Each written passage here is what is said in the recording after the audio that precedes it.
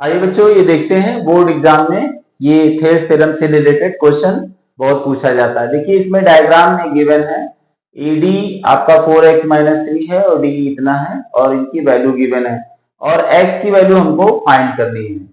अब इसमें गिवन क्या है, D पैरेलल टू BC है, तो D आपका BC के पैरेलल है। तो D अगर BC के पैरेलल होता है तो थेल्स थ्योरम में क्या होता है, AD upon D is equal to AE upon EC। AD upon D is equal to AE upon EC।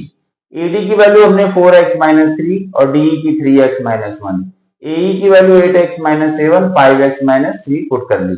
फिर क्या किया हमने, क्रॉस मल्टीप्लाई किया, तो 4x माइनस 3 का 5x माइनस 3 में मल्टीप्लाई किया और 3x माइनस 1 का 8x माइनस 7 में मल्टीप्लाई किया। ठीक है, 4 का 3 5 में 4 5 जा 20x स्क्वायर, फिर 4 3 जा 12x माइनस 3 5 जा 15x माइनस माइनस प्लस 3 3 जा 9, फिर 3 8 जा 24x स्क्वायर, फिर 3 7 जा 21x और फिर माइनस 1 का माइनस 8x और माइनस माइनस प्लस 7 हो गया।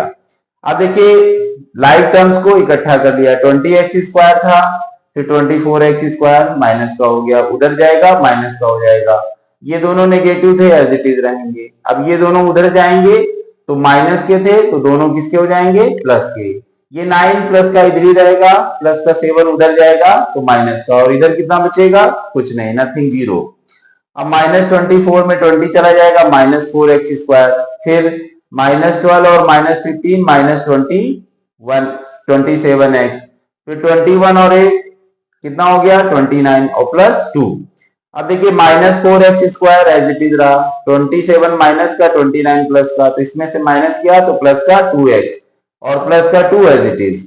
अब यहां से इनमें सब में माइनस 2 हमने क्या कर लिया, कॉमन कर लिया, तो माइनस 2 का डिवाइड सब में करेंगे तो माइनस माइनस प्लस 2 2 जा 4 तो 2x स्क्वायर, फिर माइनस प्लस माइनस 2 से 2 कट गया x, फिर माइनस प्लस माइनस 2 1 जा 2 इज इक्वल टू 0। अब ये माइनस 2 नीचे आएगा, 0 अपॉन माइनस 2 0 हो जाएगा, तो हमारी equation 2x square minus 1x और यहाँ पर x का मतलब 1x। अब देखिए 2 का 1 में मल्टीप्लाई करेंगे, 2 1 जा 2। अब हमें लाना क्या है, माइनस 1 लाना है माइनस करके, तो 2 में से 1 को हम लोग क्या लिख सकते हैं, 1 को हम लोग लिख सकते हैं 2 माइनस 1।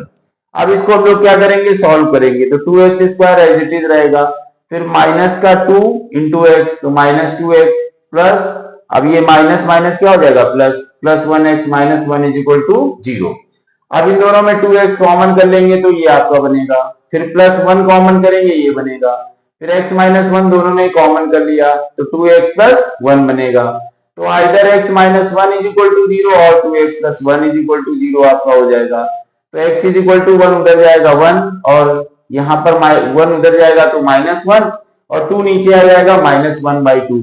अब x हमारी क्या है, एक डिस्टेंस है और डिस्टेंस कभी भी नेगेटिव हो नहीं सकती, तो इसका मतलब ये वैल्यू इनवैलिड, इसका मतलब ये वैल्यू आपकी x इज इक्वल टू कितना आ जाएगा, 1।